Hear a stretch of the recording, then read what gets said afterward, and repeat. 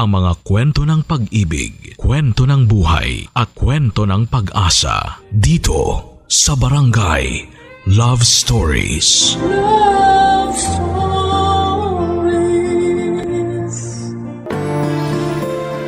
Hindi lahat ng nakaraan ay nag-iiwan ng sugat na mahirap ng lunasan. Minsan nag-iiwan din po ito ng isang bagay na matagal mo nang inaasam at pupuno sa puwang ng iyong kasalukuyan. Ikaw kabarangay, anong bahagi ng iyong nakaraan ang hindi mo pinagsisisihan? Dear Papa Dudut, mapagpalang araw po sa inyo at sa lahat ng mga nakikinig ngayon ng Barangay Love Stories. Ako po si Edmond, 40 years old na sa ngayon at isang government employee for 15 years. Hindi ko na lamang po babanggitin kung saang mismong opisina pero dito lamang din po ako sa Metro Manila. May asawa na po ako, tawagin niyo na lamang siya sa pangalang Shelo. Mas bata siya sa akin ng 3 taon. 15 years na kaming kasal noong mangyari ang kwento naming dalawa. Nagkakilala kami noong high school. Graduating na ako noon pero second year pa lamang siya. Napansin niya ako noong medyo sumikat ako sa school namin. Nasa varsity team kasi ako at hindi ako star player. Pero sa akin nagmula ang winning shot sa game namin, kung saan kami nakapasok sa semifinals. Yun din po ang unang beses na nakaabot ng semifinals ang school namin. 4th place naman kami pagdating sa finals. Medyo nalungkot ako sa parting yon ng journey namin pero masaya pa rin ako dahil historic din naman yon para sa amin, Papa Dudut. Nung mag-college kami ay niligawan ko si Shelo kahit magkahiwalay na kami ng school na pinapasukan. At sinagot naman niya ako. Matapos naming ikasal noon ay pareho kaming nag-take ng civil service exam. At naipasa rin namin yon, Papa Dudut. Pareho kaming natanggap sa trabahong gusto naming applyan. Hindi kami pareho ng opisina pero magkalapit lang naman kaya sabay kaming pumapasok at umuwi. Madalas din kaming sabay kumakain ng tanghalian, Papa Dudut. Pareho kaming maprinsipyo ni Shelo. Marami kaming usapan tungkol sa politika. Mahilig din kaming manood o makinig ng balita. Updated kami lagi sa mga national issue at kung ano-ano pang may kinalaman sa bansa, Papa Dudut. Siguro nga'y nakaka-boring para sa iba yung ginagawa namin pero sa ganoon parang kami namulat sa realidad ng buhay, Papa Dudut.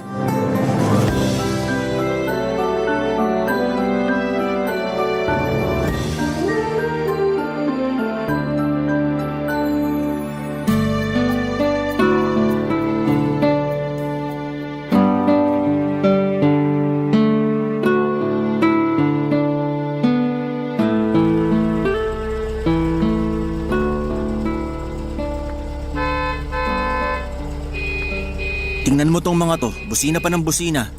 Para namang may magagawa yung pag-iingay nila para umusad yung mga sasakyan dito sa kalsada. Sinabi mo pa. Ay, di na sila nasanay. Araw-araw naman may traffic. Ay, grabe, ang init. Mga ilang minuto pa at para na tayong siopaw dito. Kailan kaya masusolusyonan tong traffic na to? Parang malabo pa sa sabaw ng sinaing ah. Hayaan mo. Tatakbo ako sa pagkapangulo sa susunod na eleksyon.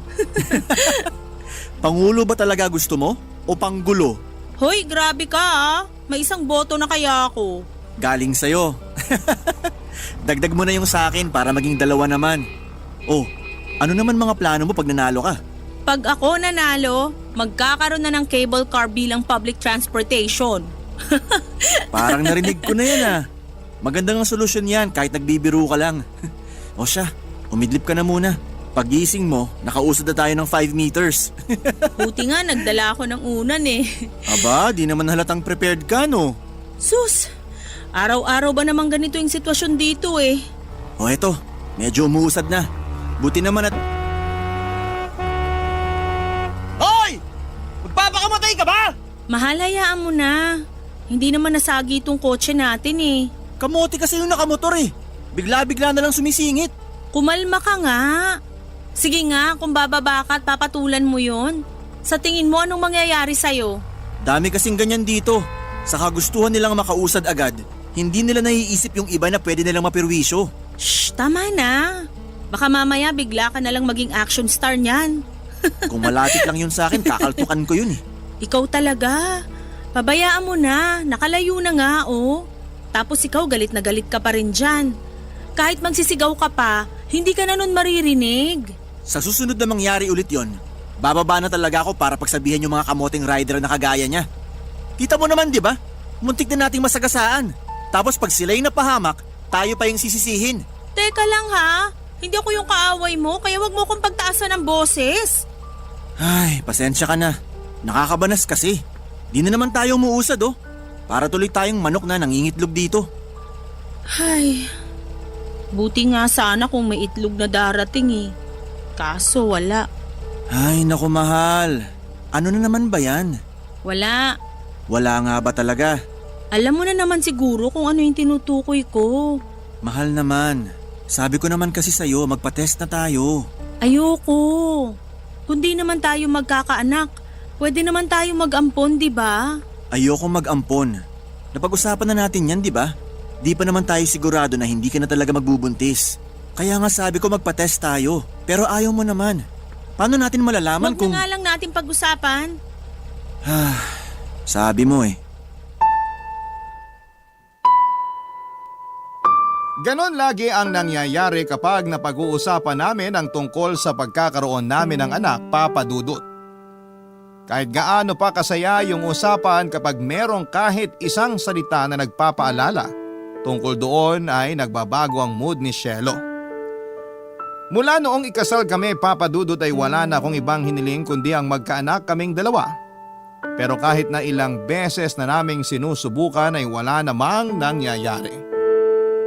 Hindi pa rin kami makabuo. Kahit na isang anak nga lang sana ay sobrang saya na namin. Gusto ko nang magpatingin sa doktor pero hindi ko yon magagawa kung ako lamang mag-isa. Kailangan kasi ay dalawa kami ni Shelo na magpa-test para malaman kung sino sa amin ang may problema. Pakiramdam kasi noon ng asawa ko ay siya yung may diferensya sa aming dalawa. Samantalang pakiramdam ko naman ay ako ang dahilan kung bakit hindi kami magkaanak. Nagkabeke kasi ako nung high school, Papa Dudut.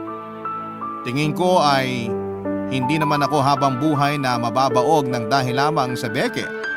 Pero nag-isip na lamang ako na maaaring posibleng isa yon sa mga dahilan. Ang nakakalungkot doon, Papa Dudut, ay tama pala si Shelo.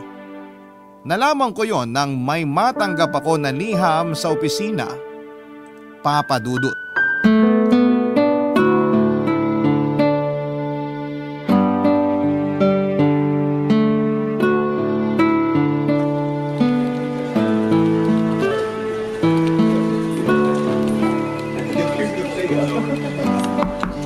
Edmond, may liham para sa'yo. Nung isang araw pa nga to pero ngayon lang nadala rito. Liham ba yan galing sa palasyo? Pinatatawag na ba ako ng presidente? Nako, sana nga. Para magkaroon na ako ng kaibigang bigatin. Kaso parang hindi. Wala nga nakalagay kahit logo man lang. Ha? Saan naman kaya galing yan? Mas mabuti pa tingnan mo na lang pare. Eto. Oo nga no, walang nakalagay. Tsaka kung sa palasyo man to galing, hindi rin basta-basta iaabot yung liham. May tseke kayang kasama to? Nako, kung meron man yan, pabalato Loko ka rin no? Bawal yun. Masisibak tayo rito. Eto na, bubuksan ko na. Pagmasdan mo akong mabuti tingnan mo yung reaksyon ko. Pag nakita mo akong lumuluha, ibig sabihin may masamang balita. Pag nakasimangot, may utang ako na kailangan ko ng bayaran. Tapos may malaki ng interes. Paano naman kung bigla ka na lang tumakbo palabas? Ibig sabihin nun may kayamanang ipinamana sa akin. At iiwan ko na kayong lahat. Wala na akong pakialam sa inyo.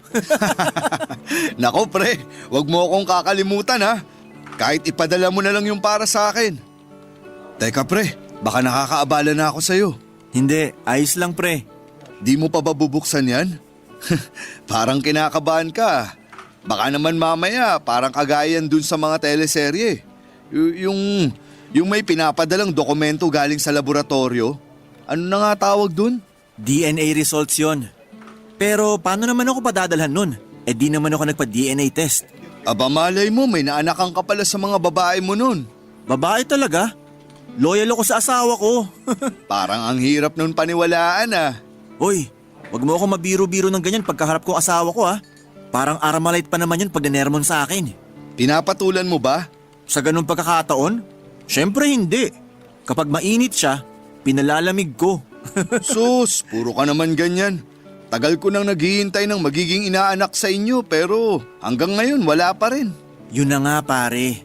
Di ko rin kasi alam kung sino may problema sa amin ni Mrs. kung bakit di kami makabuo. Eh syempre ayoko namang sapilitan siyang isama sa klinik para magpatingin kaming dalawa. Kailangan ko rin siyang irespeto. Nako, mahirap yan ah. O paano, bababa na rin ako. Baka masita na ako rito eh. Balitaan mo na lang ako kung anong laman ng sobre. Baka kasi di ako makatulog. Sige, babalitaan kita. O siya, sige na. Baka masisanti ka pa. Papa Dudut, mahilig talaga akong makipagbiruan tuwing kinakabahan ako. At hindi ko alam kung bakit nararamdaman ko yon ng mga oras na yon. Unang kita ko pa lamang sa sobre ay parang may kakaiba na akong nararamdaman. Para bang meron yung ipinapahiwatig sa akin. Yun bang pakiramdam na hindi ko dapat baliwalain lamang? Mabuti na lamang at nandun si Onad para makipagbiruan sa akin, Papa Dudut. Kahit papaano ay nabawasan ang kaba ko. Yun nga rin ang dahilan kung bakit naging magkaibigan kaming dalawa. Pareho kaming palabiro. Matagal-tagal na rin kasi na naroon ako kaya maraming beses ko na siyang nakakakwentuhan. Hanggang sa maging magkaibigan na nga kami. Kaya naman tuwing may inihahatid siya sa opisina ay hindi namin mapigilang magkaroon ng mga sandaling kwentuhan. Tungkol naman sa sobre. Wala pa rin po akong ideya kung ano ang laman noon. Nakatanggap na rin naman ako ng liham dati pero yung ang pangalan ko at pangalan lang ng opisina ang nakalagay. Ibig sabihin, nagbabaka sakali ang nagpapadala nung sulat na inabot ni Onad sa akin sa opisina. Alam nito ang pangalan ko at kung saang opisina ako nagtatrabaho. Pero hindi nito alam ang mismong floor o department. Mukhang sinadya lang na hanapin ako. At kung sino man ang nagpadala noon ay gustong makipag-ugnayan sa akin, Papa Dudut, pero hindi alam kung papaano ako kukontakin. Kung ano man ang dahilan ay siguradong importante yon. Hindi ko pa rin nagawang buksan ng sobre kahit nakaalis na si Onad. At dahil nga kinakabahan ako ay pinagpaliban ko na muna at sinubukang mag-focus sa trabaho. Nang magkaroon ako ng pagkakataon, Papa Dudut, ay saka ko lamang naisipang buksan ang loob ng sobre at basahin ang nilalaman nito. Bagay na nagpabago sa isip ko, Papa Dudut. Barangay Love Stories. Barangay Love Stories. Papa Dudut, wala naman akong maalala na naging kaaway ko. Bukod sa ilang mga tao na nakakasalamuha ko araw-araw sa highway, sa tindahan, sa pila ng jeep o sa MRT ay wala naman akong nakakasagutan. Madalas pa rin kasi ako nagko-commute kahit na meron namang kaming sasakyan. Hanggat maaari kasi ayoko nang makadagdag pa sa traffic. Pero minsan ay hindi talaga naiiwasan na may nakakasagutan ako sa pila, sa loob ng jeep, lalo na doon sa mga ayaw mag-adjust para makaupo ng maayos ang iba. May mga pagkakataon din na may nakakasagutan ako na halimaw kung magmaneho at iba pang mga kamoting riders sa kalsada. Iniisip ko kasi noon na kahit sa maliliit na bagay lamang yon, ay maipakita ko na kaya ko ring gumawa ng kaunting pagbabago sa mga nangyayari sa paligid. Dahil sa simpleng pagtatama ko sa iba at hindi ko pag-tolerate sa paglabag nila sa batas o sa karapatan ng ibang tao, pakiramdam ko ay ang tapang-tapang ko. Pero sa liham na natanggap ko ay naramdaman ko yung pagiging ipokrito ko. Doon ko lang naisip na isa rin pala ako sa mga taong kinakainisan ko. Yung parang ang buti-buti kong tao pero hindi ko alam na may nagawa pala akong malaking pagkakamali sa buhay ko nang hindi ko namamalayan. Para akong binuhusan ng malamig na tubig nang mabuksan ko ang sobre at malaman kung kanino yon galing, Papa Dudut.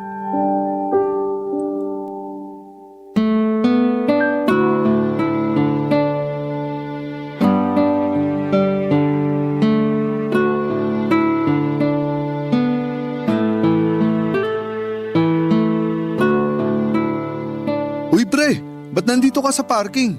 Di mo naman dala yung kotse mo ah. Nagpapahangin lang ako. Nako, mukhang di mo sinabayan manangalian yung misis mo ah. Away kayo niyan mamaya. Nagpaalam naman ako. Tsaka may mga kasabay naman siya kumain. Ah, nagpaalam naman pala. Nga pala pre, nabuksan mo na ba yung sobre? Anong balita? Tingnan mo to, napaka-chismoso. Nagtatanong lang naman. Masyado ka kasing seryoso tapos medyo namumutla ka oh. Ha? Pinagpapawisan ka pa nga eh. Naku pre, umamin ka. Nag-LBM ka ano? Hindi, medyo sumasakit lang yung tiyan ko. Pero di naman ako nadudumi. Sus, kaya naman pala eh. Mahirap yan. Di ka na rin makakakain yan pre. Alam na ba ng misis mo? Hindi di ko na sinabi. Ano bang maitutulong ko? Kung gusto mo, kukunan kita ng gamot. Hindi na, okay na ako rito. Ako na lang kukuha mamaya kapag di pa rin nawawala yung pananakit ng tiyan ko. Papahangin lang muna ako rito. Ganun ba? Ikaw bahala. Buti na lang malilim dito sa pwesto mo. Teka, bakit dala mo yung sobre? Ito? Nadala ko lang pre. Nakakatawa nga eh. Cellphone ko dapat yung kukunin ko, pero tong sobre pa yung nadala ko. Sa bagay, ganyan din ako minsan pag nagmamadali. Mali yung nakukuha ko. Sigurado ka bang di ka kakain? Oo, kakain na lang ako mamaya pag talagang ginutom na. Nga pala pare, may naitanong sa akin yung misis mo. Di ko lang maalala kung kahapon ba o nung isang araw. Ano yun? Tinanong niya kung nang bababae ka raw. Ha? Bakit naman niya naitanong yun? Biro lang. Ito naman oh, masyado ka kasing seryoso. Pero sakali mang tanungin niya nga ako, wala naman akong pangit na isasagot. Ikaw kaya yung pinaka-faithful na lalaking kilala ko. Ako kasi, kahit mukha akong libag na tinubuan ng muka, kabilaan din yung chicks. Ikaw nga lang yata sa office yung walang babae. Ayos ka lang? Oo, ayos lang ako. May gagawin ka pa ba dito? Babalik na ako sa office. Wala na, sinamahan nga lang kita dito eh. Salamat Sige, balik na ako sa trabaho. Teka sandali, di mo pa rin ba nabubuksan yung sobre? Hindi pa. Mamaya na lang siguro pagbalik ko sa opisina. Bubuksan ko na nga sana kanina, pero umaalburuto naman tiyan ko kaya nakalimutan ko na rin. Ganun ba? Sayang, di gumana pagiging tsismoso ko ngayon. Buti inamin mo ng tsismoso ka. Talo mo pa yung mga babae sa office eh. Medyo na-excite lang talaga ako sa laman ng sobre na yan. Masyadong misteryoso eh. Di naman siguro ganun ka-importante yung laman nito. Sinilip ko lang kanina pero di ko pa talaga nababasa. Hindi naman pera yung nakalagay sa loob. O siya, sige. Kwentuhan mo na lang ako sa susunod tungkol dyan. Sige ba? Pero balik na muna ako sa opisina. Sige pre, love you! Sira ulo! Papa Dudut, hindi ko na binasa ang liham doon sa tambayan ko sa parking area. Sa kantin ko na sana balak buksan yon pero natakot ako na baka may makakita na naman sa akin at magtanong pa tungkol doon. Nang makaalis ako roon ay tinago ko kaagad sa bulsa ko ang dala kong sobre. Bandang hapon na nang nagkunwari akong masakit pa rin ang tiyan. Itinuloy ko na lamang ang pagbabasa doon sa CR naming mga lalaki. Nagkulong ako sa cubicle ng ilang minuto, Papa Dudut. Yung hinala ko noon ay sinagot ng hawak kong liham ng mga sandaling yon. Galing sa babaeng nakilala ko noon ang liham na yon. Si Camille. Nakasa doon ang impormasyon na nagkaanak kami. 13 years old na raw ang bata at babae ang anak namin. Flight attendant noon si Camille sa eroplanong sinakyan ko papunta ng Cebu. May mga kailangan akong asikasuhin noon para sa trabaho kaya ako napabiyahe. Nagkakilala kami ni Camille sa flight at nagkausap. Parang sobrang instant ng attraction namin sa isa't isa na tila nagpatangay na lamang kaming dalawa sa agos at bahala na kung saan kami dalhin. Dahil ang bilis ng mga pangyayari. Marami kaming mga bagay na hindi na itanong sa isa't isa. Ang mahalaga lang noong mga panahong yon ay magkasama kaming dalawa. Ang tanging bagay na sigurado ako matapos kong mabasa ang sulat na laman ng sobre ay ang katotohanang hindi ako baog. Ang katotohanang may anak kami ni Camille. Kahit na hindi ko pa nakikita ang bata ay naramdaman ko noon na nagsasabi po ito ng totoo, Papa Dudut. Ramdam ko na may anak na nga ako. Pero ang hindi ko alam at hindi ko sigurado ay kung paano mag-react ang asawa kong si Shelo kapag nalaman na niya ang katotohanan. Kaya naman pinalipas ko muna ang isang araw bago ko yon sinabi sa kanya, Papa Dudut.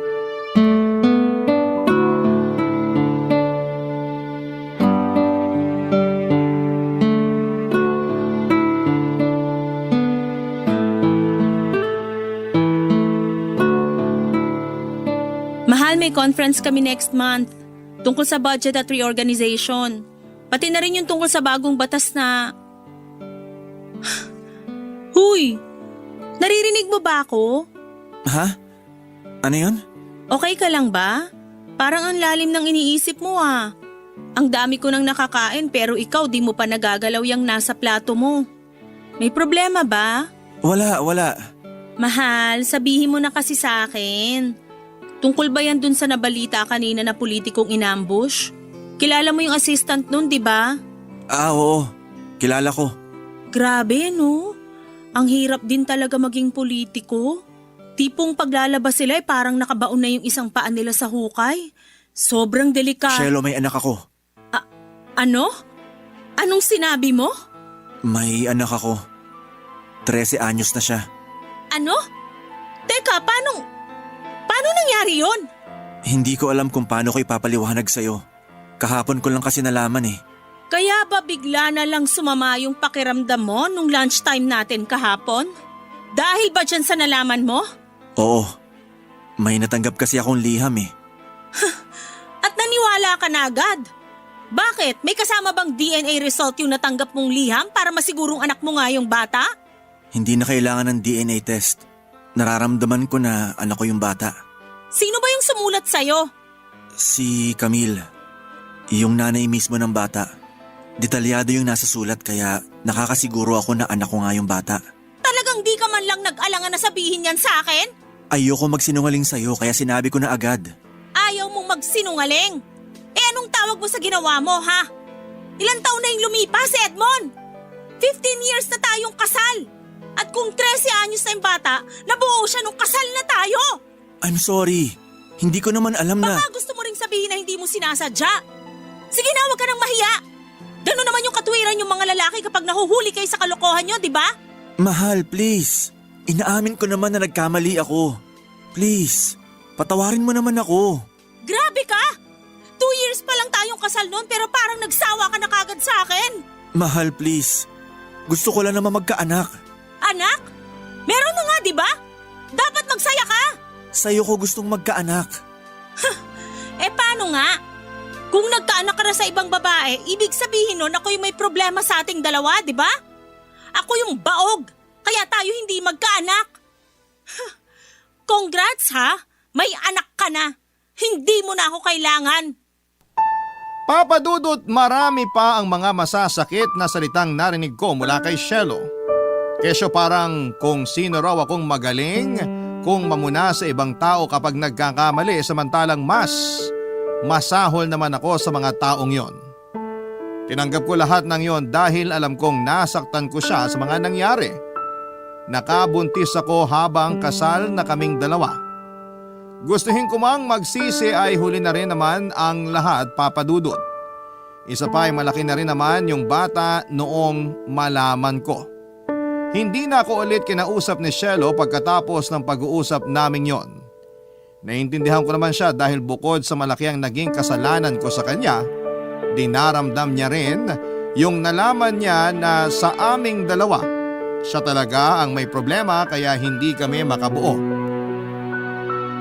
Gusto ko siyang yakapin at damayan pero hindi ko yon magagawa dahil sa galit niya sa akin ng mga panahong yon. Hindi na kami nagsasabay papunta ng trabaho o kahit sa pag-uwi. Magkasama pa rin kami sa bahay pero itinuring na niya ako na parang isang estranghero. Pagkatapos ng isang linggo ay umalis siya sa bahay namin at nagpunta sa bahay ng kapatid niya. Sa Maynila pa rin naman yung bahay pero nahihiya lang ako na puntahan siya. Hindi ko pa sana malalaman na nandun muna nagpapalipas si Shelo sa kapatid niya kung hindi pa naikwento sa akin ang mga katrabaho niya nung minsang mapasyal sila sa opisina namin para may mga ipapirma. Sinubukan kong tawagan si Shelo sa opisina niya para kausapin siya pero tuwing tatawagan ko siya ay hindi niya sinasagot ang tawag ko. Dahil doon ay bigla akong naduduwag. Nauna ko na kasi siyang sinubukang tawagan sa cellphone niya at tinext na rin pero mukhang nagpalit na siya ng SIM card na ginagamit. Kung yun po ang pagbabasehan, Papa Dudut, ay mukhang ayaw na talaga ni Shelo na magkaroon pa kami ng ugnayan. Mukhang ayaw ni Shelo na magkausap kaming mag-asawa, Papa Dudut. Barangay Love Stories. Barangay Love Stories. Papa Dudut, sa laki ng kasalanang nagawa ko, kinailangan ko noon ng mahabang panahon para maayos ang lahat. Hindi lang kasi si Shelo ang nasaktan, kundi pati na rin ang mismong ina ng anak ko. Hindi ko alam na nabuntis siya at sa mahabang panahon ay pinalaki niya ng mag-isa ang anak namin. Margaret daw ang pangalan ng anak namin at Marga naman ang palayaw nito. Matapos kong mabasa ang sulat ni Camille, sumulat agad ako pabalik sa kanya. Since wala akong alam na impormasyon tungkol sa kanya ay ginamit ko na lamang yung address sa sulat na natanggap ko. Sinabi ko sa kanya sa sulat na hindi ko pa alam kung ano ang gagawin ko noong nalaman ko ang tungkol kay Margaret. Humingi na rin ako ng tawad sa kanilang mag-ina sa mga nagawa ko sa kanila. Nang time na yon ay hindi ko pa nasasabi kay Shelo ang tungkol sa bata at tungkol sa liham na natanggap ko. Kahit na sinagot ko na yung sulat ni Camille at humingi na ng tawad sa kanya, ay hindi ko pa rin ibinigay ang cellphone number ko. Hindi ko kasi alam kung ano at kung papaano makikipag-usap sakaling tumawag si Camille tapos ay tiyempong nandun sa bahay si Shelo. Sumagot naman si Camille matapos ang ilang linggo at nalaman ko ang totoong dahilan kung bakit niya ipinapaalam ang tungkol kay Margaret. At hindi ko yon inaasahan. Gulong-gulo na ako noon at hindi ko na alam kung ano ang gagawin ko. Kaya naman minabuti ko na lamang humanap ng makakausap tungkol doon. Pakiramdam ko kasi noon, Papa Dudut, ay mababaliw na ako sa kakaisip kung wala pa akong mapagsasabihan ng problema ko. Kaya isang tanghali nagkaroon kami ng pagkakataon ng kaibigan kong si Onad na mapag-usapan sa kantinang opisina namin ang aking mga pinagdadaanan.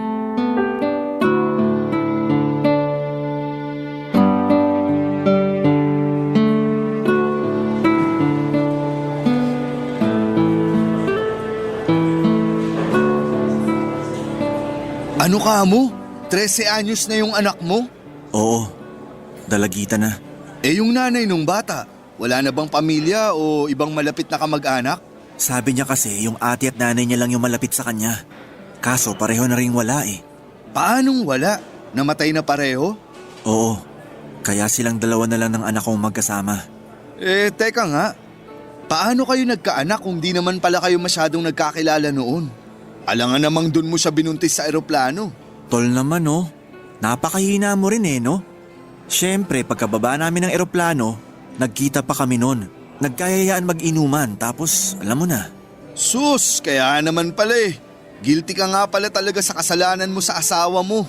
Alam ko naman yun. Humingi na nga ako ng tawad eh. Pero mukhang mahihirapan siyang ibigay yun sa akin. Kung ako rin naman yung asawa mo, ganun din ako. Pero alam mo pare, kung ako sa'yo, wag mo siyang susukuan. Yun naman talagang plano ko.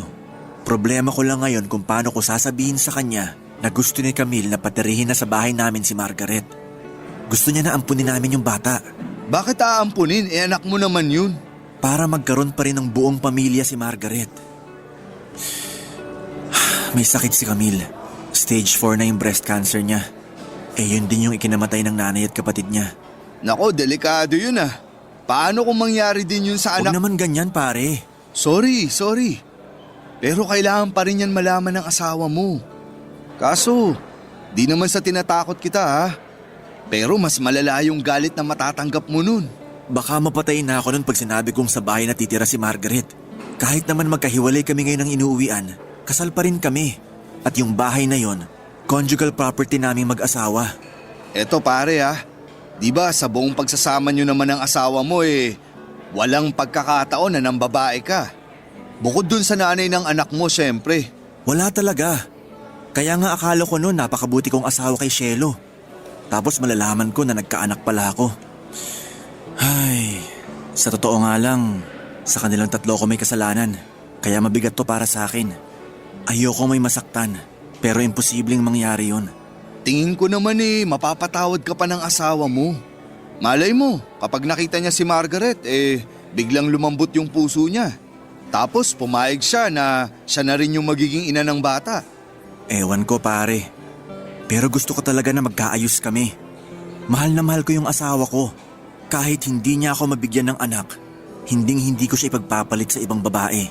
Kung ganon, mas mabuting harapin mo na lang yung galit niya. Maniwala ka pare, huhupa rin yung galit nun sa'yo.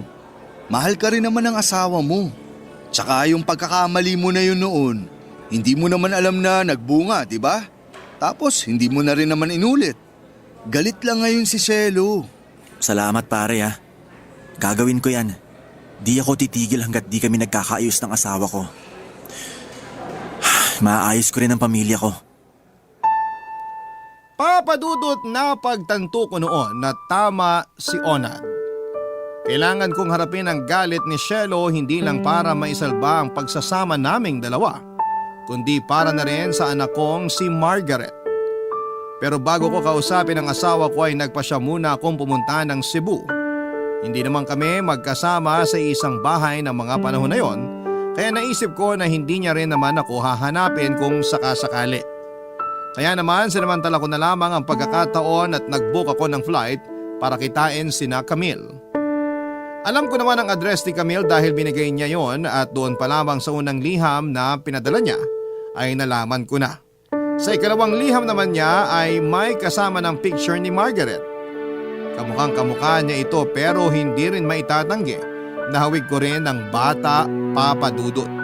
Pareho rin kami na itim ang buhok. Nung unang kita ko sa picture ay may naramdaman kaagad ako na tinatawag nilang lukso ng dugo. Kaya kahit na hindi pa DNA test ay alam ko na anak ko nga ang mga batang yon. Nang magkita kami ni Camille ay hindi ko akalain na gano'n na kalala ang kondisyon niya. Ganun pala kapag stage 4 na yung cancer. Payat na siya at hindi na tulad noong huling beses kaming nagkita. Medyo hirap na siyang magsalita pero malakas pa rin naman ang boses niya. Napag-usapan namin ni Margaret at ang asawa kong si Shelo. Kahit na wala pa akong sinasabi noon ay alam na niya na hindi tanggap ng asawa kong si Margaret. Pero sa huli ay naging maayos din naman ang naging pag-uusap namin. Nininaw niya na wala siyang balak na manira ng relasyon at ang tanging gusto niya lamang ay may mapag-iwanan sa anak namin, papadudot. Nung una akala ko ay pareho kami na halos walang alam sa isa't isa, pero hindi pala. Nagulat na lamang ako na marami palang natatandaan si Camille tungkol sa akin base sa mga napag-usapan namin. Tulad na lamang ng kung saan ako nagtatrabaho. Naitanong ko kasi kay Camille kung bakit sulat ang naisip niyang ipadala sa akin kesa hanapin ako sa social media. Ang sabi niya ayaw niya raw makagulo kung sakali. Alam niyang may asawa ako at ayaw niya na maghinala ito at pagmulan pa ng away namin kapag nagkataon. Kaya naman sulat ang naisip niyang ipadala na naka-address sa akin sa trabaho para hindi masyadong bulgar at para official business at work-related ang datingan. Hindi niya rin daw intensyon na makasira ng pagsasama. Medyo gipit lang siya sa oras dahil sa kondisyon niya at labis siyang nag-aalala sa magiging kalagayan ng anak namin kung sakaling dumating ang araw na pumanaw na siya, Papa Dudut.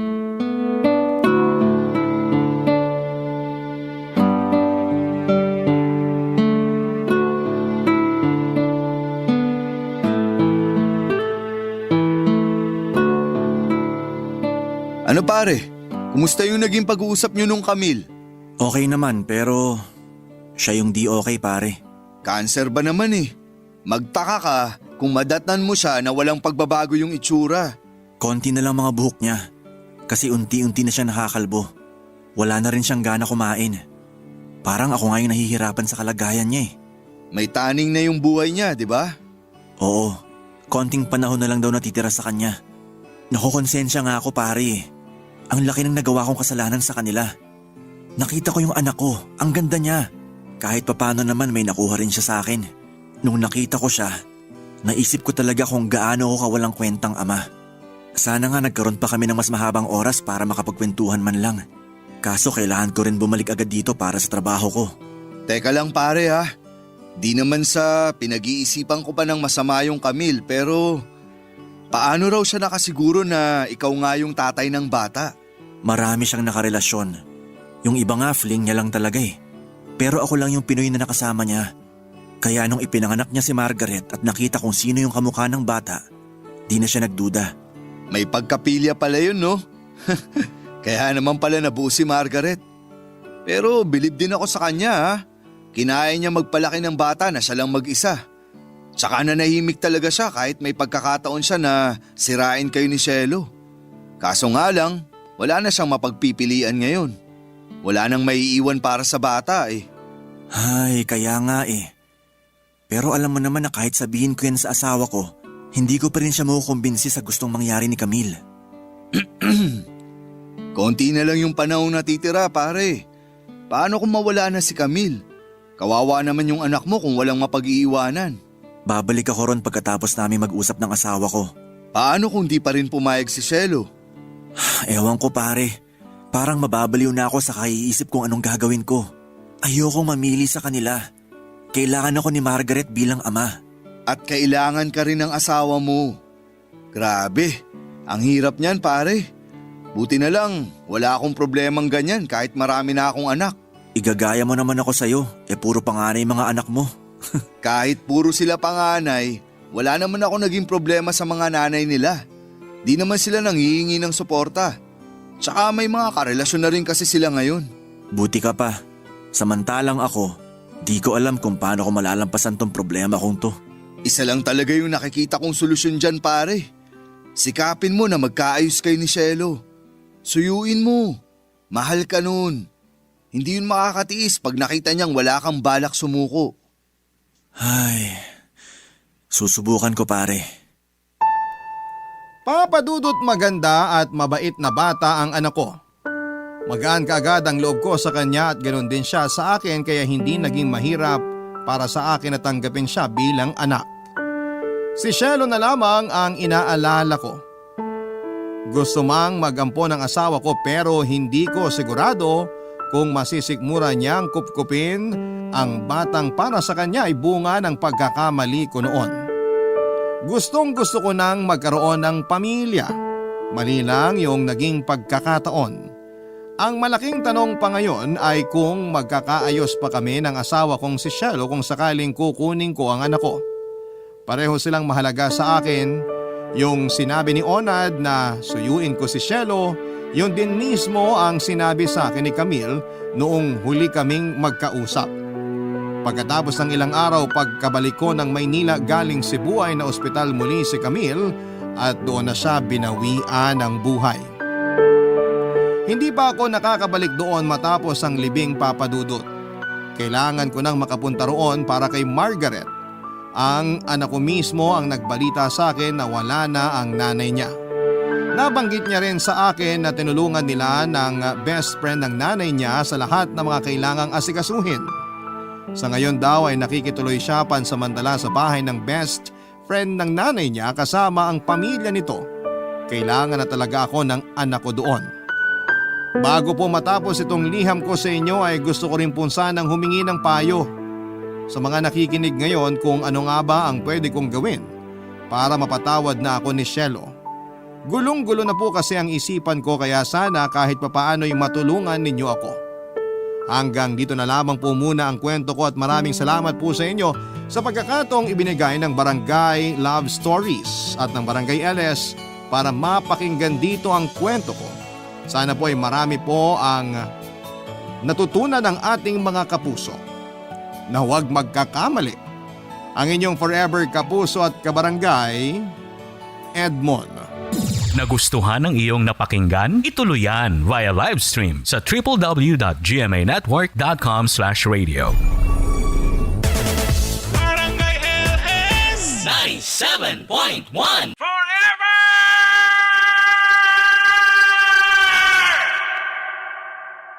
Barangay Love Stories. Love Stories. Dear Papa Dudut, lahat naman siguro tayo ay naghahangad ng isang maayos at masayang pamilya. Yun bang kahit hindi perpekto pero merong pagmamahalan at pagkakaunawaan sa loob ng tahanan. Mahalaga yon sapagkat sa pamilya nagsisimulang hubugin ang karakter at pagkatao ng isang bata na siguradong dadalhin niya hanggang sa kanyang pagtanda. Bago ko simulang ibahagi ang aking storya ay nais ko munang magpakilala sa inyo, Papa Dudut. Ako si Isaiah, 36 years old at isang digital arts and graphic designer. Pero noong araw ay nagtatrabaho rin ako bilang isang call center agent sa Makati at doon ko nakilala ang wife kong si Linda. Sa kasalukuyan ay meron na kaming isang anak na lalaki at sa kabila ng pandemyang pinagdaraanan ng mundo ay magkasama at magkatulong kami ng misis kong itaguyod ang aming maliit na pamilya. Papa Dudut, 8 years ago ay na-diagnose ako na may PTSD or Post-Traumatic Stress Disorder. Nagsimula yon sa pamilyang kinalakhan ko. Bata pa lamang ako ay nakakaranas na ako na bugbugin, maltratuhin ang sarili kong ama. Oo, isang abusive person ang tatay Hector ko. Bukod sa akin ay malimit din niyang sinasaktan ang nanay Miranda ko. Lalo na kapag nagtatalo sila tungkol sa pera o mga bisyo ni tatay. Bukod po sa pamimisikal ay minumura at hinihiya rin kaming mag-ina ni tatay at sa murang edad na 17 years old ay walang araw sa buhay ko na hindi ko hiniling sa Diyos. Na sana'y pinanganak na lamang ako sa ibang pamilya o hindi na lang sana ako isinilang pa.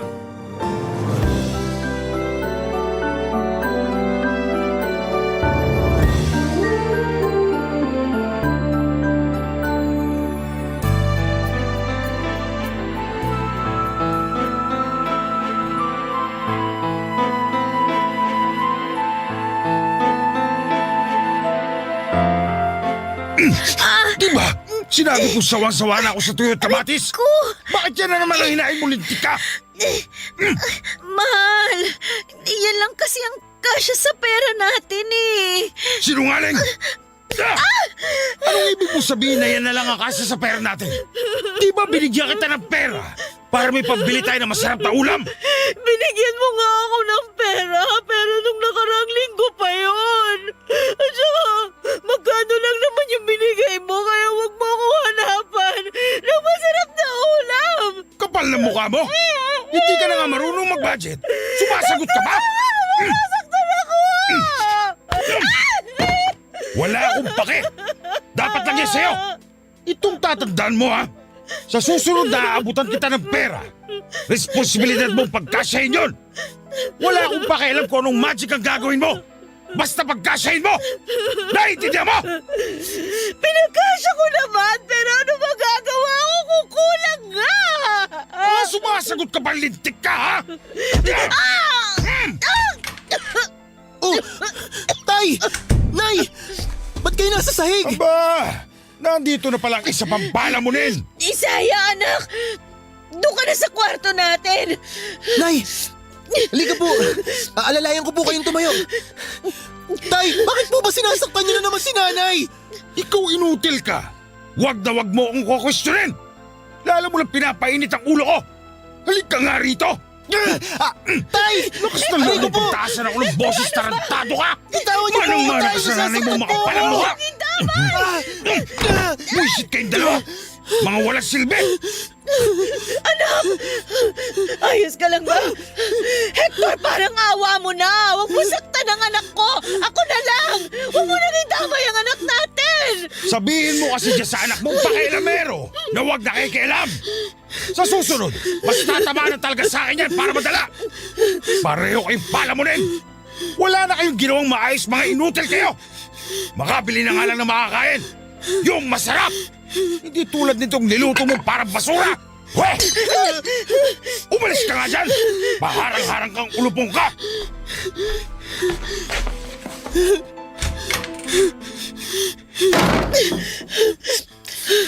Isaya, anak, umalis ng tatay mo. Tana. Nay! Bakit po hindi na lang natin iwan si tatay? Tinan niyo! Ang dami niyo na namang pasa at sugat! Anak, hindi ko kayang iwan ng tatay mo dahil mahal ko siya. Tsaka ayos lang naman ako kahit na madalas niya akong saktan. Nay, ano po bang pinagsasabi niyong mahal niyo pa rin si tatay? Hindi niyo po ba nakikita kung gaano siya kasamang tao? Anak, hindi totoong masama ang tatay mo.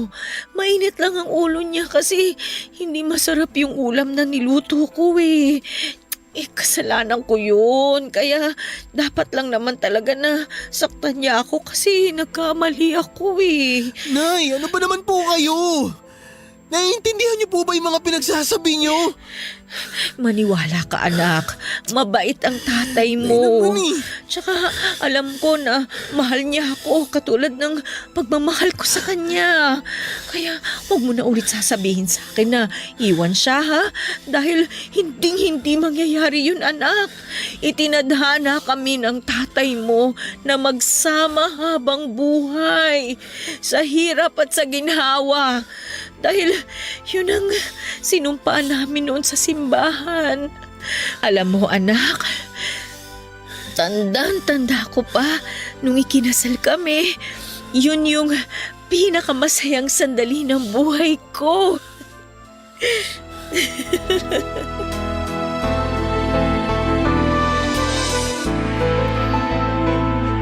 Ang ganong uri ng pagmamaltrato ni tatay ay kinalakihan ko na nga, Papa Dudut. Maraming beses ko na rin namang ginusto na umalis sa amin para takasan ang kamay na bakal ng sarili kong ama, subalit ayoko namang iwanan ng aking nanay, Papa Dudut. At dahil hindi rin naman niya kayang iwan noon si tatay dahil sa bulag niyang pagmamahal, para dito ay ako naman ang nagsasakripisyo.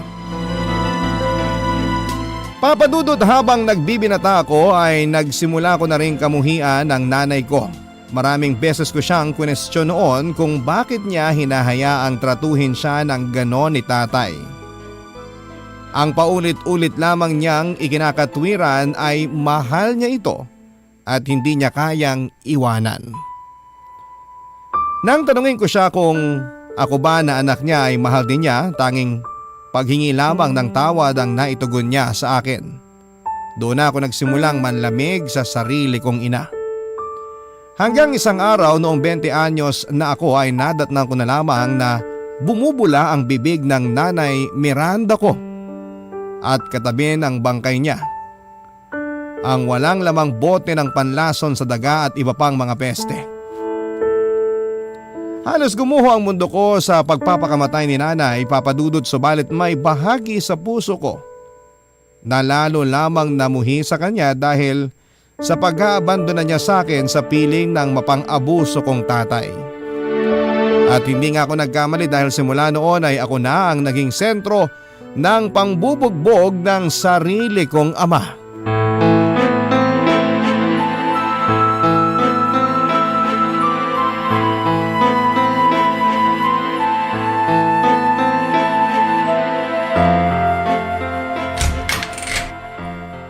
Isaya!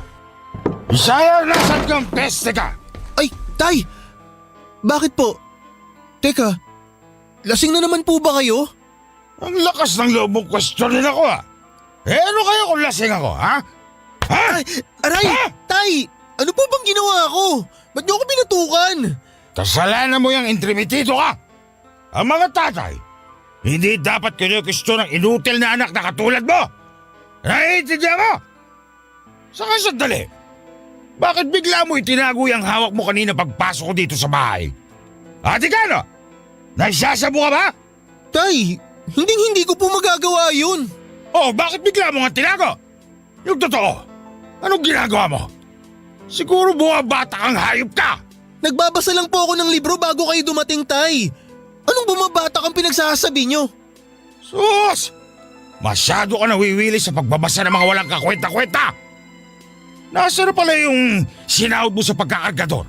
Akin na! Kailangan ko ng pera!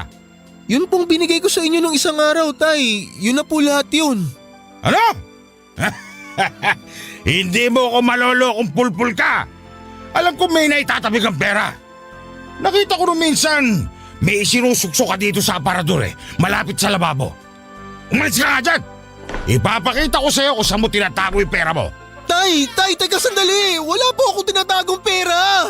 Anong wala? Dito lang yun Nasaan na ba yun? Ano to? Uy, ang daming laman Napakabobo mo kasi. Bakit dito ka nagtatago ng pera? Siyempre makikita ko to. Tanga! Tay! Akin na po yan! Akin yan iniipon ko yan! Akin na to ngayon. Tay, parang awa niyo na po, huwag niyo pong kunin yan. Iniipon ko po yan para makabili ko ng second hand na computer Hoy, masyado ka namang ambisyoso. Barya lang naman tong pera mo, paano ka makakabili ng ganon? Tsaka hindi kayang intindihin ng utak mong gamonggo yung mga computer na yan. Ibibili ko na lang to ng alak para may pakinabang ka naman. Tay! Huwag niyo naman papakialaman yan, akin po yan Akin na yan! Ano pa kayo? mo! Makulit ka Akin talaga, na po yan! tarantado ka, ha? Ano? Ha? Aray! Tay, tama na mo! Tama na mo, Tay! Sa susunod kasi, huwag mo na akong kinukontrang gago ka. Gusto mo pa kasing nasasaktan ka. O paano? Mauna na ako, ha? Salamat pala rito sa ipon mo. Pag kailangan mo ako, nandun lang ako sa bar ni Paring Pancho. Ang sama niyo! Napakademonyo niyo! Ano ka mo? Yan ang dapat sa'yo, buwisit ka! Masyado kang maraming sinasabi! Ikaw ang demonyo, tanga! Salot ka sa buhay ko! High school lamang ang natapos ko noon dahil sa kahirapan, Papadudot. Hindi kasi sapat ang perang kinikita ni tatay sa pagtatrabaho sa construction kaya hindi na ako noon nakatungtong pa sa kolehiyo. Samantalang bukod sa paminsan-minsang pagtitinda ng mga kakanin ay taong bahay lang din ang nanay ko noong nabubuhay pa ito. At matapos ngang mawala ni nanay ay mas lalong naging maliit ang mundo para sa amin ni tatay. Papadudot, kahit naman sino ay hindi papangarapin ang buhay na meron ako ng mga panahong yon. Ako po mismo kulang na lang ay isumpa ang pamilyang kinalakhan ko. Bago pa ako tuluyang masiraan ng ulo o matulad sa tatay ko ay nag-decide na akong isakatuparan ang matagal ko ng plano simula ng pagbuhatan niya ako ng kamay. Katwiran ko noon ay wala na si nanay. Wala na rin dahilan para manatili pa ako sa bahay namin at tiisin ang masamang ugali ni tatay. Kaya naman kesa tapusin ang sarili kong buhay, naisip kong lumayas na lang sa amin noon, Papa Dudut. Ang mga kwento ng pag-ibig, kwento ng buhay at kwento ng pag-asa. Nasa Spotify na, Barangay Love Stories. Pakinggan kahit kailan, kahit saan. Barangay Love Stories sa Spotify. Kinig na, kabarangay! Matapos kong lumayas sa bahay namin noon, akala ko ay mapapariwara na ako. Ilang buwan din kasi akong natulog sa kalsada bago may isang mabuting tao na nagmanasakit sa akin at tinulungan ako makapasok sa isang shelter. Sa naturang shelter na yon ay pinag-aral ako ng mga kurso na pwede kong magamit para ako ay makapaghanap ng trabaho. At mas nag-focus ako noon sa mga training nila na may kinalaman sa pag-call center.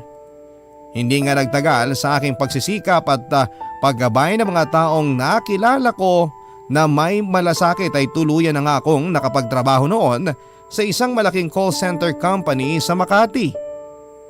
Papa Dudut, sino mag-aakala na noon pa lang pala magsisimula ang pinakamasayang sandali ng buhay ko? Matapos ko ngang piliing takasan ang masalimuot kong nakaraan, kaya ang sarap isipin na meron pa palang buhay sa labas ng mapang-abuso naming tahanan. Nagsikap ako noon sa pagtatrabaho at ang malaking bahagi ng sweldo ko ay inilalaan ko sa shelter na tumulong sa akin upang marami pa silang kabataang katulad ko na matulungan din. Samantala sa naturang kumpanya rin na aking pinagtrabahuhan ay nakilala ko naman si Linda. Kapwa ko siya agent, maganda, matalino at punong-puno ng pagmamahal ang pagkatao ni Linda. Hindi nagtagal ay niligawan ko siya at sinagot naman niya ako. Tumagal ng 6 taon ang relasyon namin at pagkatapos nga ay nag-propose na ako ng kasal sa kanya. Bagay na hindi rin naman niya tinanggihan. At pagkalipas lang ng 1 taon matapos kong mag-propose ay kinasal na nga kami, Papa Dudut.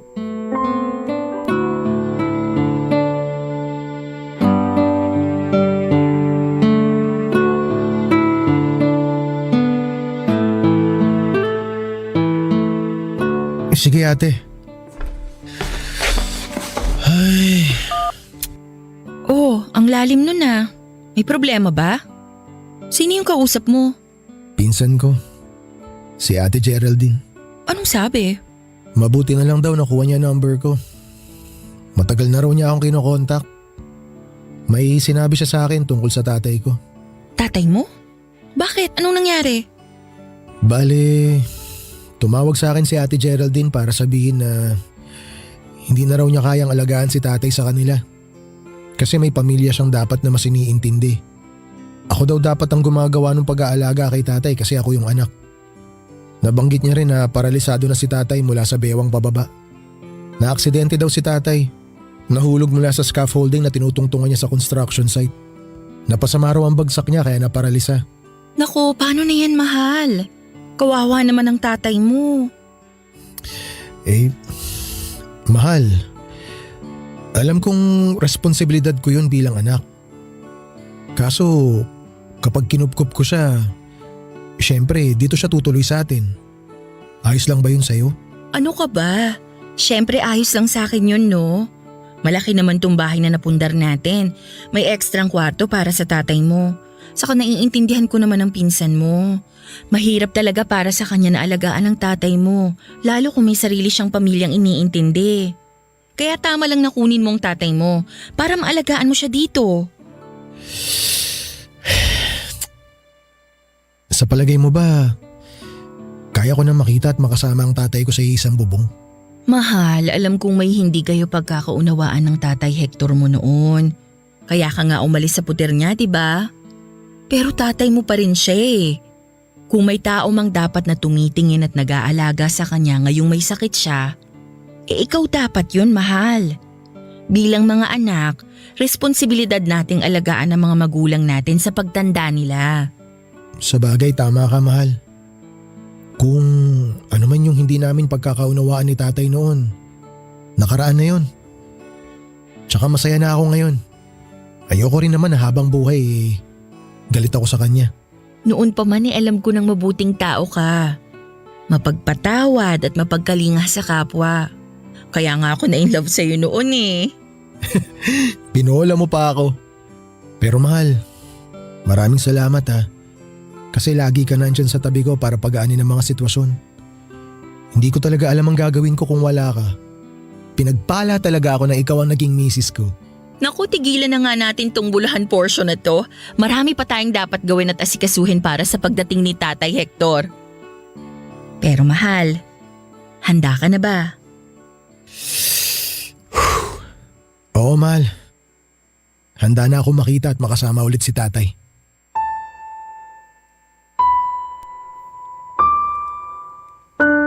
Sa kabila ng pinagdadaanan ko ay natutunan ko sa shelter kung saan ako noon nanatili ang tungkol sa konsepto ng pagpapatawad. Lalong-lalo na sa mga tao na nagkasala sa akin sa nakaraan. Kaya nga sinubukan ko ring patawarin noon si nanay dahil sa ginawa niya sa aking pag-iwan sa poder ni tatay nang tapusin niya ang sarili niyang buhay. At aaminin ko na mas gumaan ang dibdib ko dahil nabawasan kahit papaano ang mga dinadala ko noon. Kung tutuusin, kahit na masakit ang nangyari sa nanay ko, ay naging dahilan naman yon para mailigtas ko ang sarili ko mula sa aking tatay. At hindi mas magiging maayos ang estado ng buhay ko ngayon kung hindi rin yon nangyari. Kaya nga totoo na nangyayari ang mga bagay dahil may rason. Papadudot ng may kasal nga kami ni Linda ay pareho naming desisyon na huwag munang magkaroon ng anak ng panahon na yon. Dahil gusto muna naming i-enjoy ang buhay namin bilang mag-asawa. Pero matapos ngang dumating ang balita tungkol sa aking tatay at sinang-ayun na naman ng aking misis, ang pagkukup namin sa kanya para mas maalagaan ay doon na rin nagsimula ang pagbabalik ng mga alaala sa aking isipan tungkol sa kung paano ako bugbugin at saktan noon ni tatay. Walang sandali sa loob ng 7 taon na nagdaan na hindi ko kinukumbinse at tinuturuan ng aking sarili na patawarin ang sarili kong ama mula sa pagkakasala niya sa akin. Ang akala ko, papadudot, ay nagtagumpay na ako. Natuluyan ko na nga siyang napatawad, subalit matapos niyang lumipat at tumira noon sa amin ay nagbalik lamang ang lahat ng masasama niyang ginawa sa akin. Dahilan para mag-breakdown ako.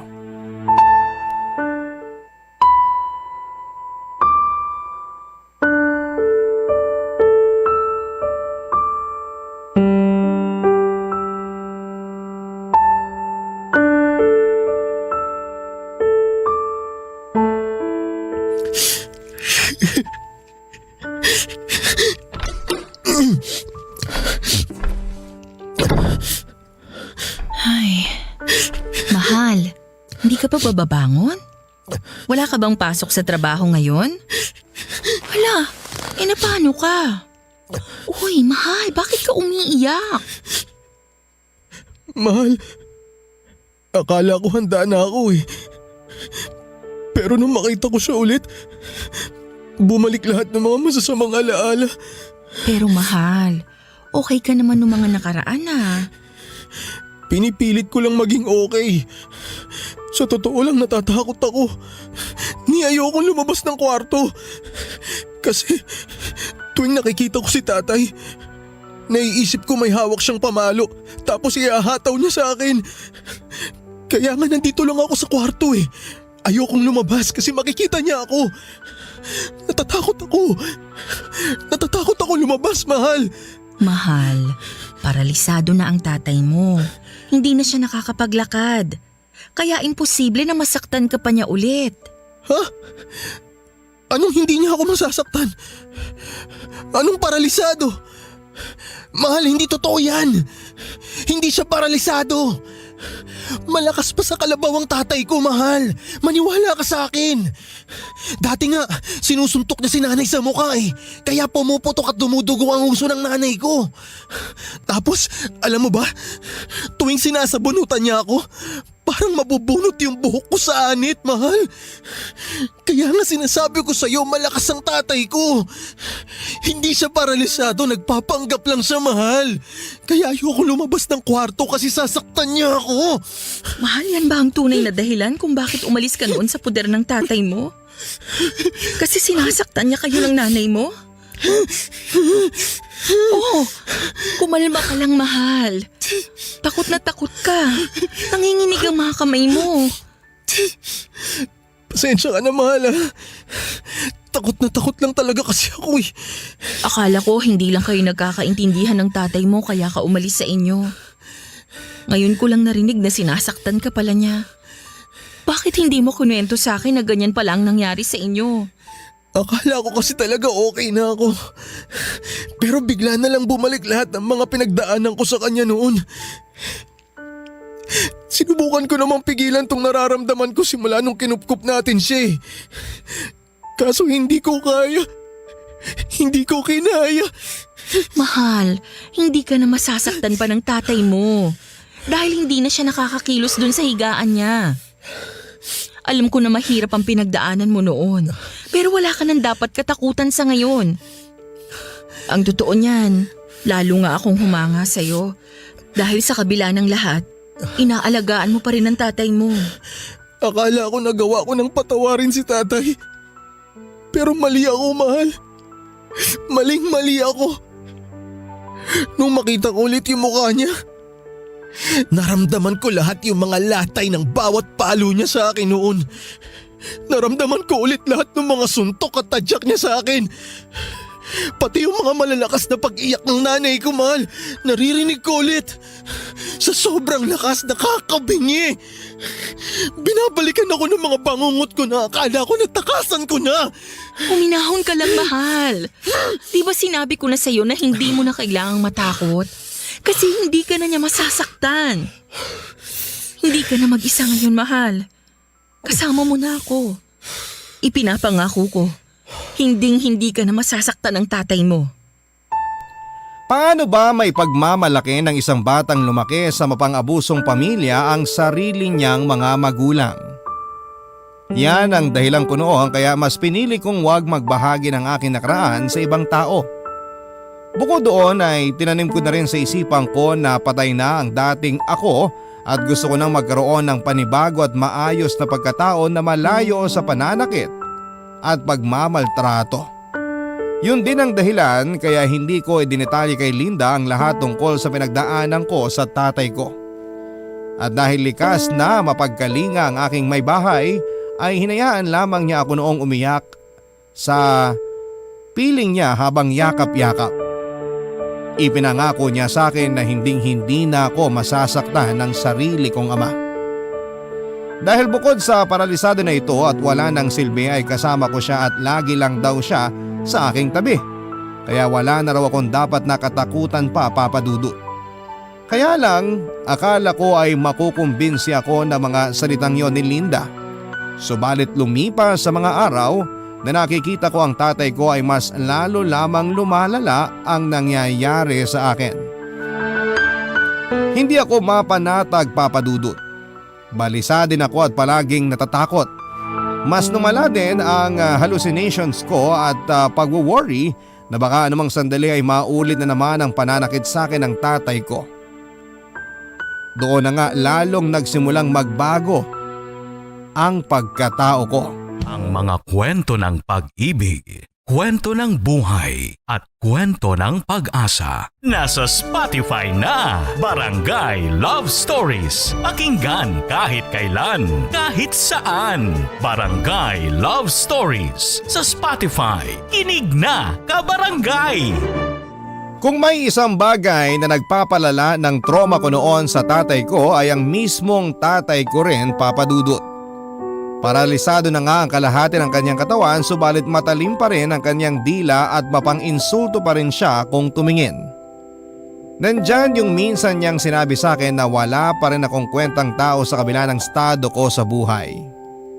Na isa pa rin akong uhuging bata na walang alam at kung ano-ano pa. Lahat ng iyon ay binabalik wala ko lamang dahil hanggang salita na lamang naman ang magagawa niya. Inakala ko rin kasi na immune na ako, na hindi na ako maapektuhan ng mga sinasabi ng tatay ko, subalit mali pala ako, Papa Dudut. Noon din ay nagdesisyon kami ni Linda na kumuha ng taong magbabantay kay tatay at iintindi sa kanya habang wala kami sa bahay. Pero hindi nagtatagal ang mga nakukuha namin dahil na rin mismo sa ugali ng tatay ko, Papa Dudut. Kaya nga kahit anong iwas ang gawin ko ay ako pa rin ang nag-aasikaso sa kanya.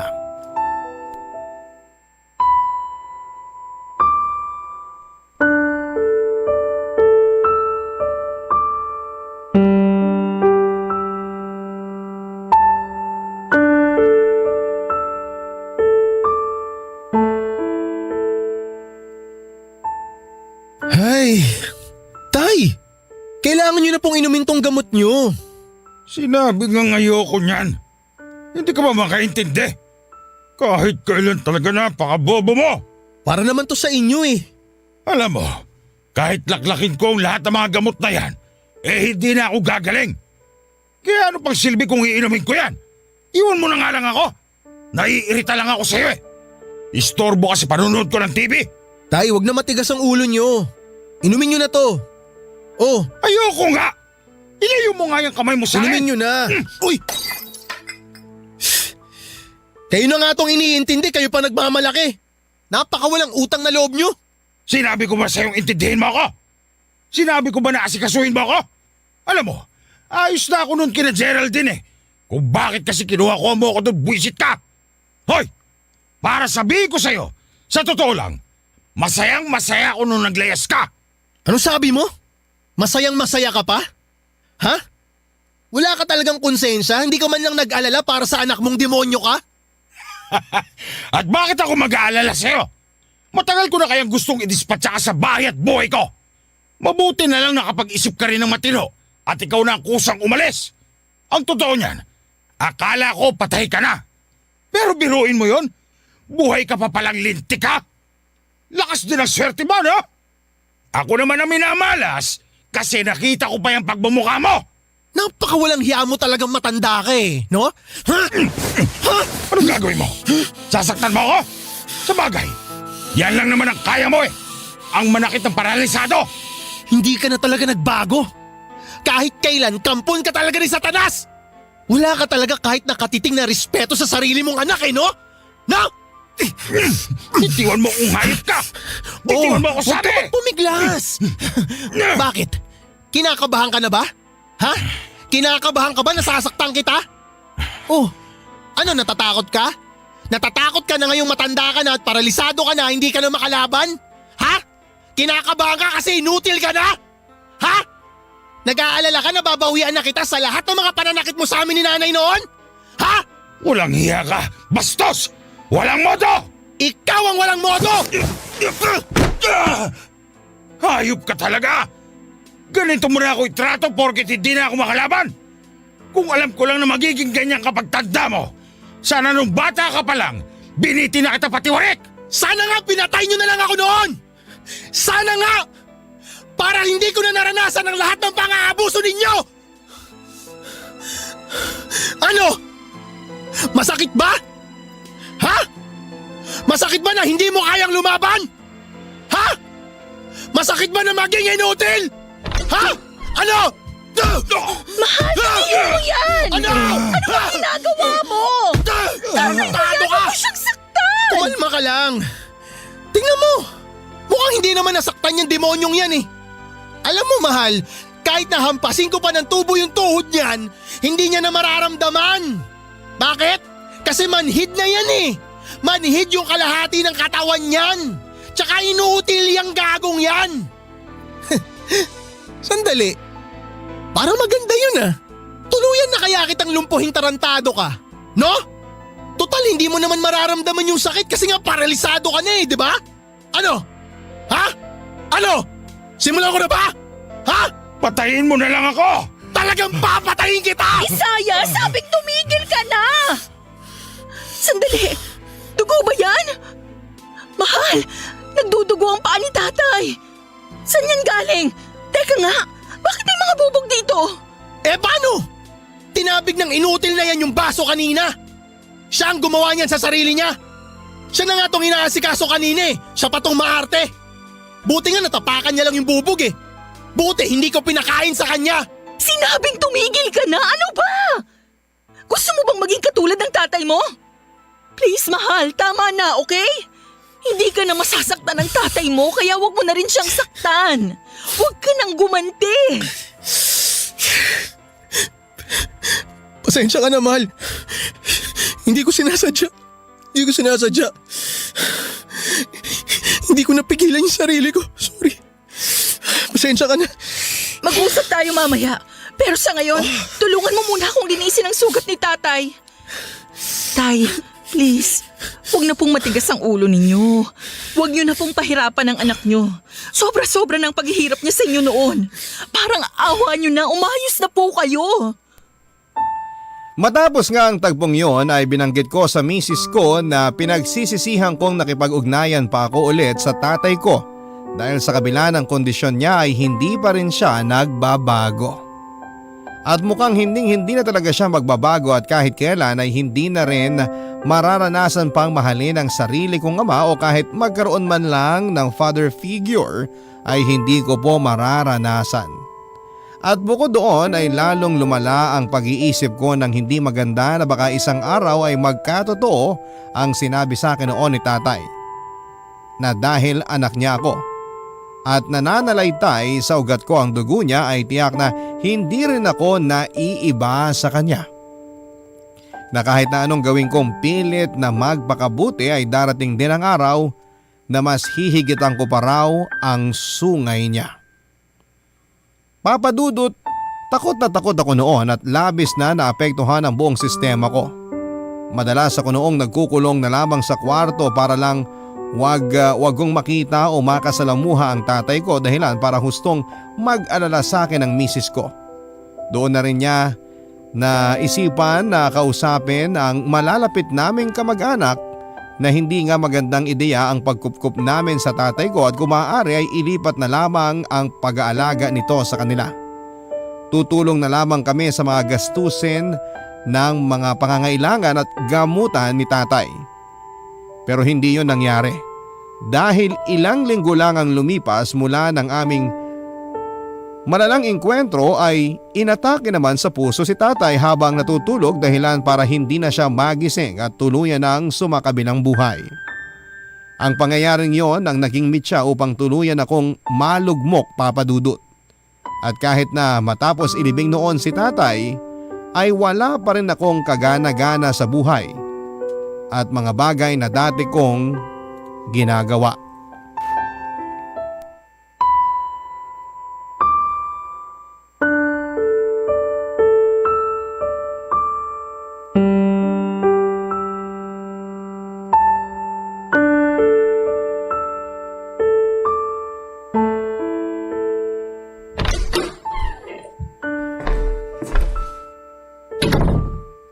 Mahal, hindi ka ba kakain? Handa na ang hapunan.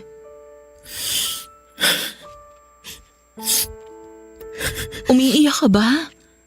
Anong problema? Ha? Hindi. Ayos lang ako. Napuwing lang ako, mahal. Yan na yata ang pinakagasgas na linya na narinig ko, mahal.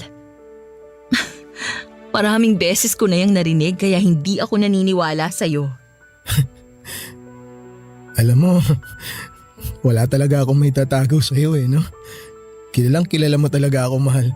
Aba syempre, malakas yata ang pakiramdam naming mga babae. Lalong-lalo na kapag nambababae kayo. Oo. Bakit naman napunta dyan? Grabe ka naman sa akin. Never naman ako ng babae. Ano ka ba? Biro lang yun. Pero seryoso, may problema ba? Bakit ba kasi ang layo mo? Ay, sorry naman. Teka, tabihan kita dyan. Huhulaan ko na lang. Iniisip mo na naman ng tatay Hector mo, no? Hindi ko kasi mapigilang isipin, mahal Nung namatay kasi si tatay, akala ko mas magiging masaya na ako. Kasi sa wakas, wala na yung taong nanakit sa amin ng nanay ko noon. Kaso, mali pala ako. Masakit pa rin palang mawalan ng tatay. Hindi siya kasing sakit nung mawala yung nanay ko pero masakit pa rin. Kahit na alam kong minaltrato niya kami ng nanay ko, masakit pa rin na wala na siya. Naiintindihan kita.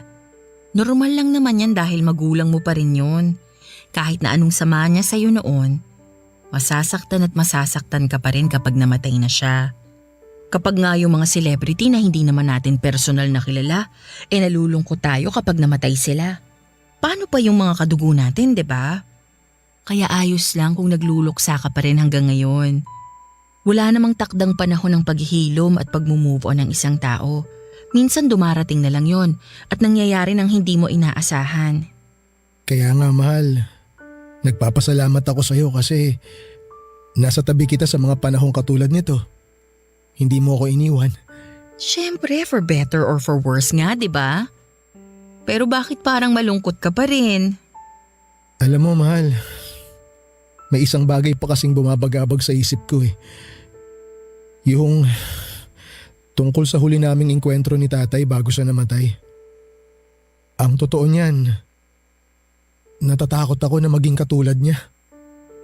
Yun bang mapanakit? Natatakot ako na baka isang araw mapagbuhatan din kita ng kamay, pati na yung mga magiging anak natin. Hindi kasi imposible yun dahil nakita ko sa sarili ko noon nung sinasaktan ko si tatay na para akong isang halimaw, para akong demonyo. Nung mga pagkakataon na yun, naging katulad niya ako, mahal.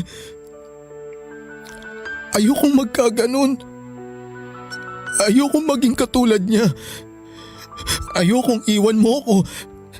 Ayokong ipamana sa mga anak natin yung ganong klase ng buhay. Katulad nung pamanang iniwan sa akin ng mga magulang ko. Mahal, alam mong hindi mangyayari yon dahil magkaibang tao kayo ng tatay mo.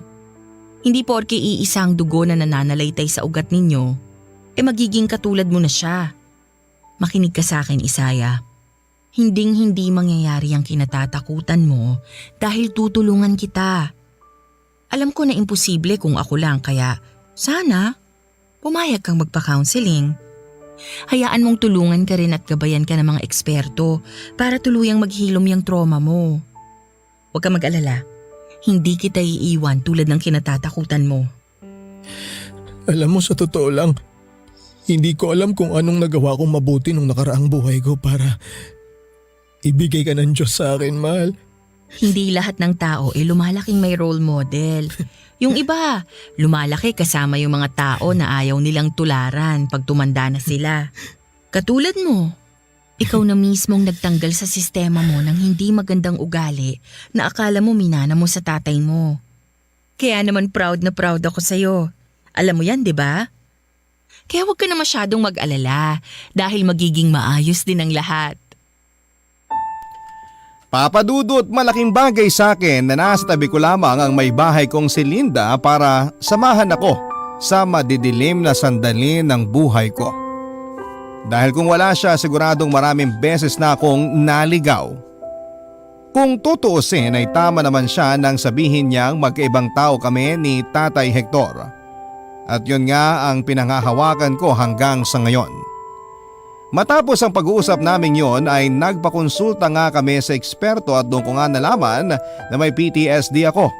Pero sa tulong at pananatili ni Linda sa aking tabi, habang nagka-counseling ako ay unti-unti na akong nakakaalpas sa madilim at nakakatroma kong nakaraan. Hindi na rin po ako madalas bangungutin sa gabi at hindi na rin po ako masyadong nagwo-worry na baka isang araw ay magbalik si tatay para manakit muli. Siyang tunay na malaking dagok para sa isang bata, ang pamilyang kanyang kinalakhan. Kung paano siya tratuhin at kausapin ang kanyang mga magulang o kung sino mang miyembro ng kanilang pamilya ang siyang huhubog sa pagkatao niya pag lumaki na siya. Kaya nga po mahalaga na punuin natin ng pagkalinga at pagmamahala ng ating tahanan upang yon ang maipamana natin sa ating mga anak. Papa Dudut, maraming salamat po sakaling mapili po ninyong itampok ang kwento ng buhay ko at sana'y mayroong mga kabarangay natin ang na-inspire sa akin. More power po sa Barangay Love Stories at mabuhay tayong lahat. Ang inyong forever kapuso at kabarangay, Isaya. Barangay Love Stories. Love stories.